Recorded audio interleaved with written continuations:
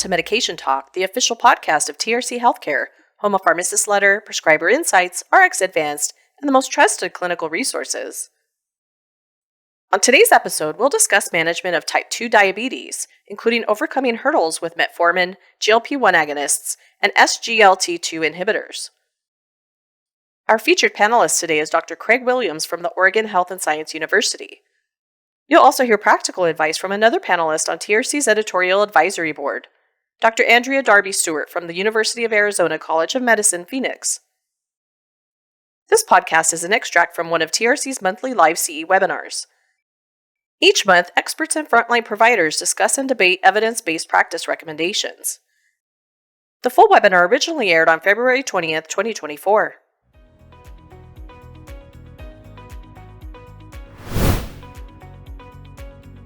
And now, the CE information. This podcast offers continuing education credit for pharmacists, physicians, and nurses. Please log into your Pharmacist Letter or Prescriber Insights account and look for the title of this podcast in the list of available CE courses. None of the speakers have anything to disclose.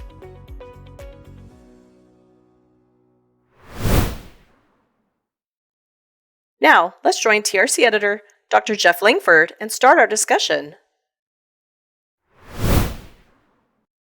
We're talking about diabetes treatment updates.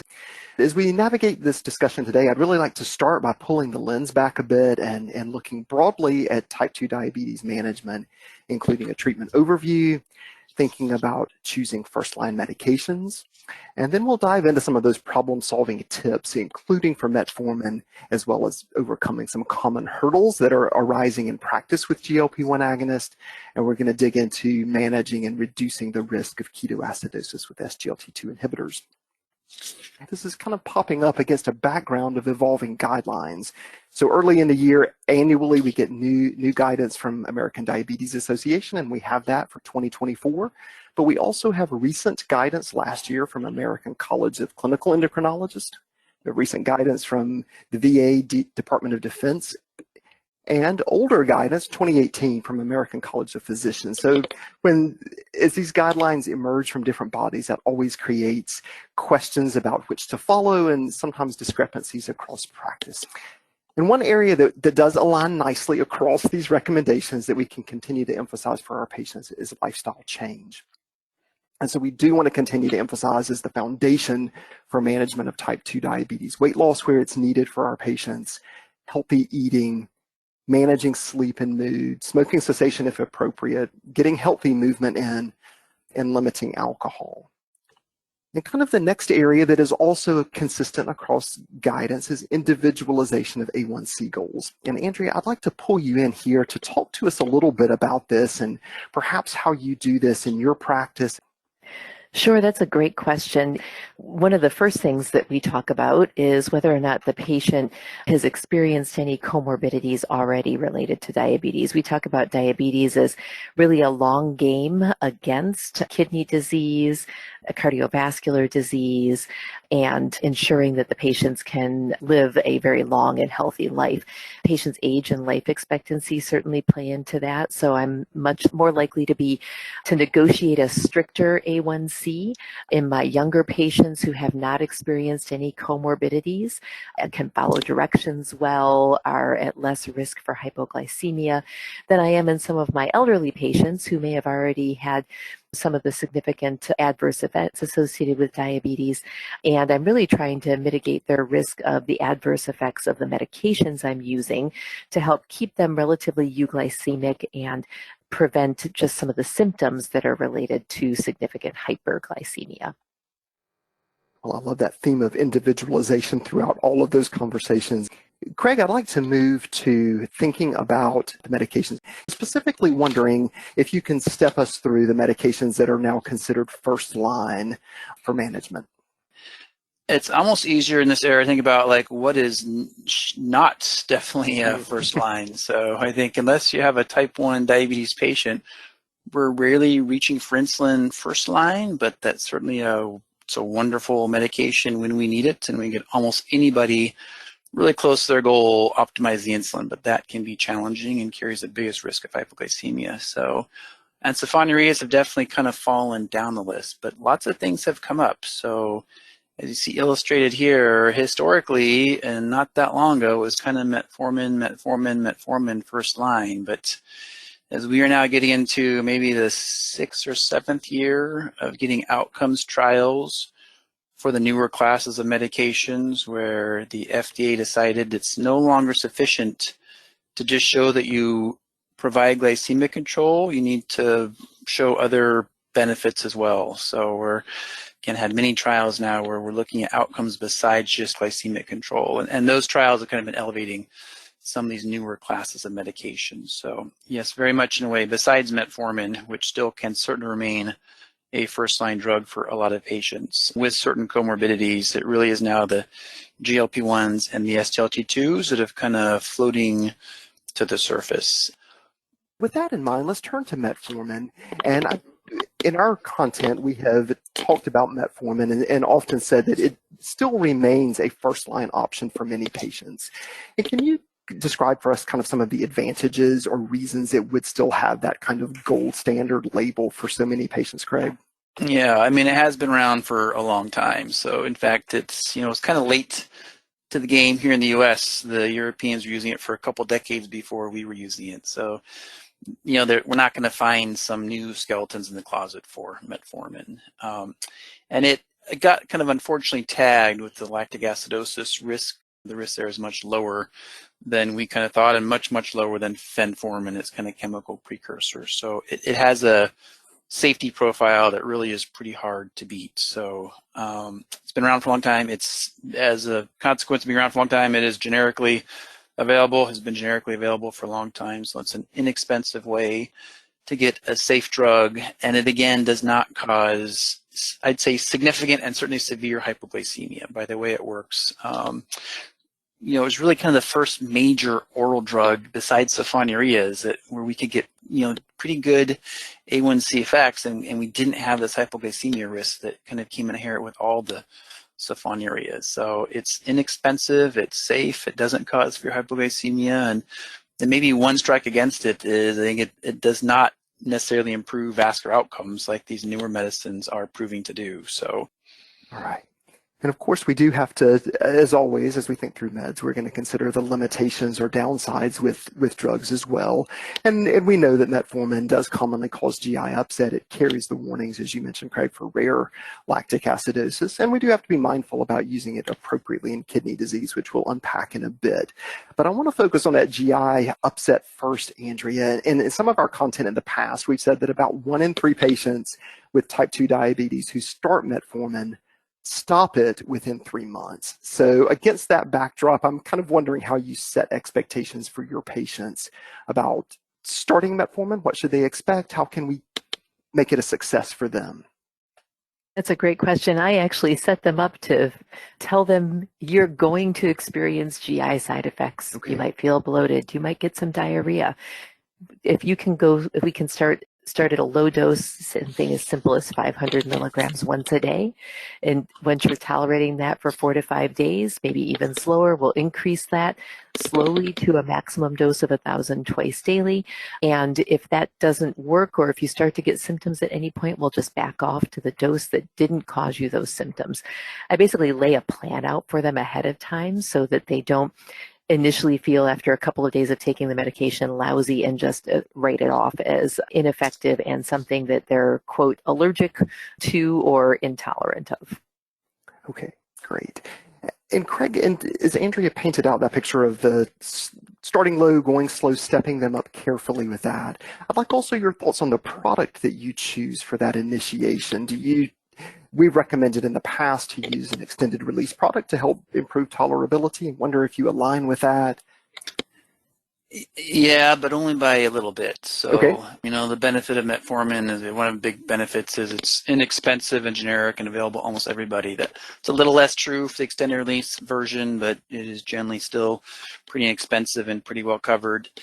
So it is a bit better, and if it's available to patients, it's certainly as effective and would not be a wrong strategy to try. But Andrea's comments are well taken of some warning to patients, although as we talk about with our pharmacy students and pharmacy residents, the more you set someone up that something's going to happen, the more you kind of plant that seed it's going to happen. So we have good discussions around how much do you warn about the muscle side effects with statins to scare people off, and this maybe falls in that category, but it is common enough. I think it is fair to warn about, so not caught off guard. But then kind of my second sentence, besides you're going to get some GI upset, is going to be mild and you're going to be fine with it. Kind of set them up for that second piece of success. But yeah, starting low. There's no rush to this. Diabetes is a long-term condition. We're managing long-term comorbidities, and if it takes you a few months to start ramping up the dose of metformin, that's okay. Well, Craig, you already noted that lactic acidosis is rare with metformin. And we mentioned that we can use it appropriately in kidney disease, but we do need to be mindful of that appropriate use so that we're keeping that risk very low. And I wondered if you could talk about kind of your approach for dosing metformin or using metformin in patients with kidney disease. Yeah, I think what you have here on the slide is certainly fair. So I was kind of glad to help in the effort a bunch of years ago to get the labeling for it changed from certain serum creatinine cutoffs for use to the estimated GFR cutoffs for use. And yeah, below 30 is still the fair number to keep in mind. Now, that doesn't mean that, estimated GFR of 31, you're all good, and estimated GFR of 29 is a huge problem. So these are all kind of rough guesstimate equations as we use them in practice. But yeah, if you're going to kind of keep one number in mind to practice with, it is 30. Let's dive in now. We've talked about solving some common problems with metformin, but let's turn to the GLP-1 agonist class. We have dulaglutide, a couple of different formulations of exenatide, liraglutide, semaglutide, and for purposes of conversation today, we've lumped tirzepatide in this conversation. It's a dual agonist, of course, a GLP-1 and GIP agonist, but we're going to include it here today to round out our discussion since it is partially a GLP-1 agonist. And Craig, I wonder if, as we turn to this class, if you can walk us through again, you like that pharmacology hat, so I'm going to use it tonight and ask you to walk us through mechanism of action here and talk a little bit about that. As we've kind of alluded to, it's complicated, but the parts we well understand and what they were developed from was a hormone that really kind of slows gastric emptying and helps improve early satiety in patients. So like the bottom line is they help patients consume fewer calories for a couple reasons, one of which we understand well, which is delayed gastric emptying, and the other which we don't understand too well, which is this complex communication between the gut and the brain that determine when we feel hungry and when we feel sated. So those two together account for just less caloric consumption among our patients. And discussions early on were how much was it the GI upset from these medications that made patients eat less, but then we figured out no, it's not just GI upset. Patients that don't get GI upset still get the weight loss benefits. Okay, so brain, gut, and pancreas kind of working together, getting that blood glucose lowered and getting some weight loss in there, as you mentioned as well. But as we already have nodded to, the potential benefits with the GLP-1 agonists don't really stop with just this glycemic management or even the weight loss piece. We do have other considerations and other potential benefits with them. And wondered if you would talk to us a little bit about those benefits, Craig. We've suggested them already, but let's just recap again what goes beyond the A1C lowering with this class. Yeah, so you're getting into like vascular effects that we still are kind of working. I mean, we know quantitatively they happen. We're still trying to figure out kind of qualitatively exactly how and why they happen. So remember to kind of put our complications still into the kind of macrovascular and microvascular kind of camps, and these drugs have effects on both. And for that chronic kidney disease in particular, yeah, there's benefits there that I'd say we certainly do not understand with this drug class like we do with the SGLT2s, but it is persistent across trials. Whether you define it as acute kidney injury or progression of serum creatinine during the trials, there is benefit there. So it's really the one big, what I would kind of call microvascular benefit of the GLPs. And then the macrovascular is still just atherosclerosis and the consequent MI, stroke, and heart failure risks. And so, yeah, across the board. What we have seen with these drugs is that A1C lowering is kind of varies across the class. I think it starts around 1%, perhaps for shorter acting drugs like exenatide, goes up to maybe 2+% for our more potent and longer acting agents like semaglutide and tirzepatide. And then kind of encapsulated here on this slide, Craig, are some of the benefits you've been highlighting that we've seen in those outcome studies. In particular, dulaglutide, semaglutide, and liraglutide have all shown a reduction in cardiovascular events with those 3 agents, as well as renal benefits. And we do have the 3 agents in this class that are approved specifically for weight loss, the liraglutide, tirzepatide, and semaglutide. So we can, I think, based on the information you've shared with us, it's reasonable for us to keep these drugs in mind for patients with cardiovascular disease or high risk, certainly as an option for chronic kidney disease patients, and certainly for diabetes when weight loss is important. Well, I think one of the issues with these drugs, so we're talking about benefits and reasons we would like to use them. Of course, shortages have plagued our pharmacists, prescribers, and patients in terms of trying to get these GLP-1 agonists. And we've said in our content that we can expect these shortages to continue due to high demand for the foreseeable future. And a couple of different approaches that we might could investigate or consider for any given patient. One would be to temporarily lower the dose, perhaps change GLP-1 agonist, or even switch to a different med class altogether, even if temporarily, to kind of navigate through that shortage. And I think out of that list, the one that would probably raise the most questions for many of our listeners would be how to change GLP-1 agonist. And I wonder if you'll help us with that, Craig, in thinking through perhaps a practical approach if we need to switch agents, in particularly if we're thinking about this context of shortages. Our decision-making might be different for somebody that isn't tolerating it or has other reasons to change, but if it's simply that we can't get it, what would be some practical things to hit on here? We can look at average typical dosing and say, this is kind of a typical mid-range dose. I do think that, for the most part, we're coalescing around kind of a weekly injection most commonly. Mm-hmm. And so, I'd be pretty unexcited as someone on a weekly agent to go to something that's daily, more frequent. So but sticking with the weekly injection for those that are on a weekly. And then if it is a matter of converting back, I know we have a slide coming up where we kind of give what we think are equivalent doses.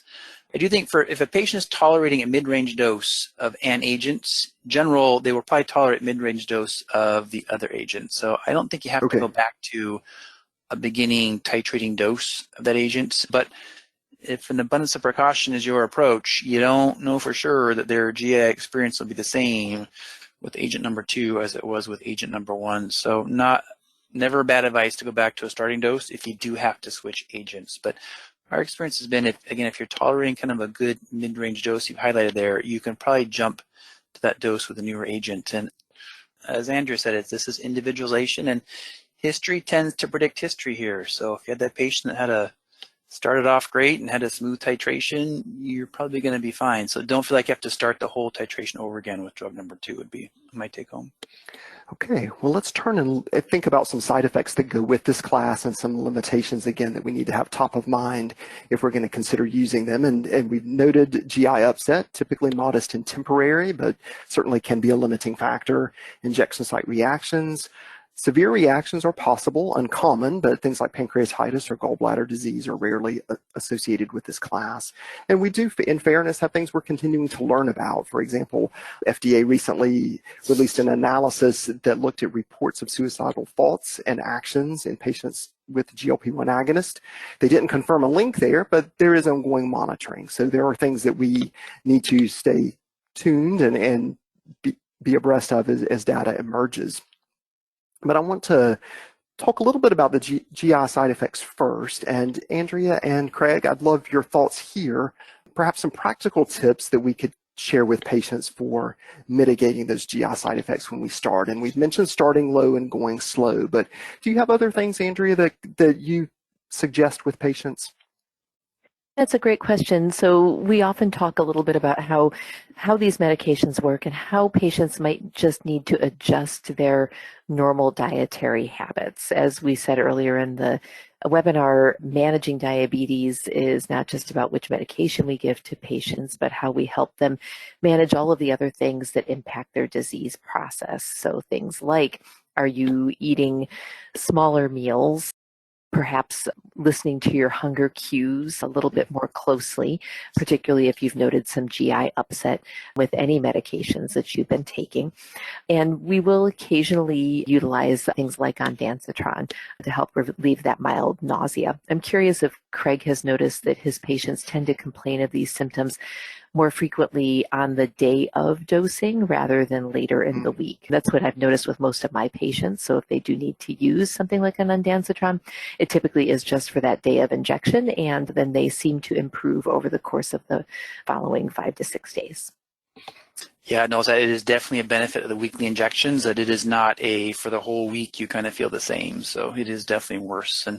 And that does kind of fit. This is not something that kind of slowly leaks into the system over the first 3 or 4 days. You kind of get some peaks, and then most of them have half-lives measured in days, which is why we can dose them once per week. But yeah, no, those first couple of days in your weekly dosing cycle of it are going to be a bit worse. So, and yeah, we are not opposed certainly to using some symptomatic management medications if it helps patients. But let's move along now to the SGLT2 inhibitors. We have 6 agents within this class. 5 of these are approved for management of type 2 diabetes, in addition to other indications around reducing. Some of them have additional indications for reducing cardiovascular risk. The outlier here is sotagliflozin. It is not approved for managing type 2 diabetes, but it's approved solely for reduction of CV risk. But the other 5 agents, the bexagliflozin, canagliflozin, dapagliflozin, empagliflozin, and ertugliflozin, are all approved for type 2 diabetes with potentially other indications folded in there. And Craig, thinking again mechanistically, if we're talking about the mechanism of blood glucose lowering for management of type 2 diabetes, could you step us through that briefly?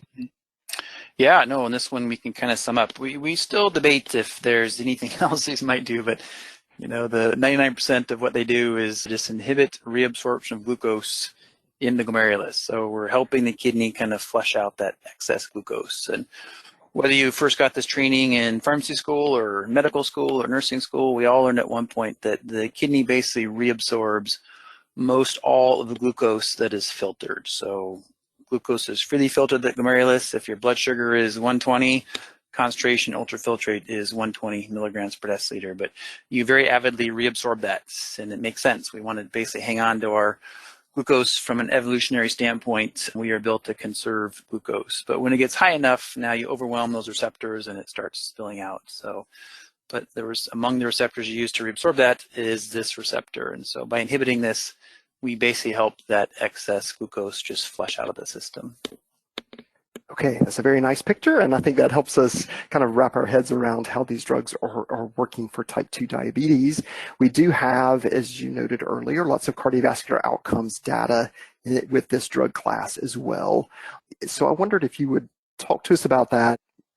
So in fact, if you ask me to pick what is the most impressive kind of outcome from these drugs in the now almost decade we have in the market, it's the kidney benefits.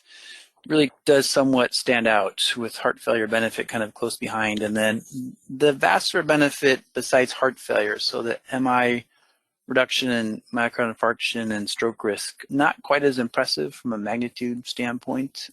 Okay, well, Andrea, I want to ask you, as we think about these drugs, we're faced with lots of great benefits that Craig has summarized for us, but we are faced with practical limitations in terms of adverse effects. And what are some of those things that you're navigating through in your practice with patients in terms of limitations of these drugs? Sure. Most recently, I've had to help a patient understand that just because she's on her medication for her diabetes and chronic kidney disease, and her glucoses are terrific, that doesn't mean she can liberalize her diet, because the mechanism of action is that she is urinating out more glucose and she is giving herself urinary tract infections and candidal infections. So it's been kind of an interesting discussion with her to basically be like, look, you need to still follow the dietary modifications.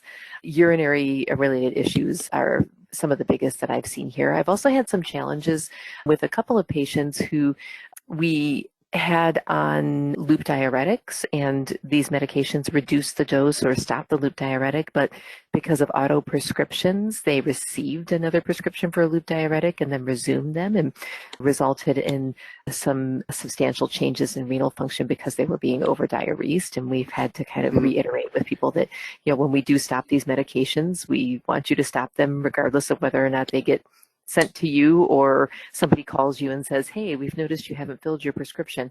So those are some of the more recent challenges that we've run into here. The other thing I think you have coming, Jeff, is the ketoacidosis has been an interesting Yes. thing that we've kind of had to navigate our way around in practice, and then we'll spend some time on that. But aside from that, it's really some thought about acute kidney injury, and that is, keep in mind if they're already on a diuretic. And then, as Andrew said, the urinary tract infections, which, definitely yeast infections in our female patients, whether or not you really increase bacterial cystitis and pyelonephritis risk, the literature still debates that. It's in the labeling and we should be aware of it. And if someone wasn't having any UTIs before their SGLT2 and now they are, absolutely it could do it. But increasing, it seems like the risk really is local yeast infections, definitely, and we still kind of debate, even the labeling's kind of not clear. Is there a really difference between placebo and the drug? Because patients with diabetes have glucose in their urine already. Now they have more, so it's a little hard to tease out the real UTI risk, but absolutely possible by the mechanism. Okay, well, let's dig into that ketoacidosis point for just a minute, Craig, as we wrap things up. In our content, we emphasize that while it is possible, it is also rare, occurring in less than 0.1% of patients.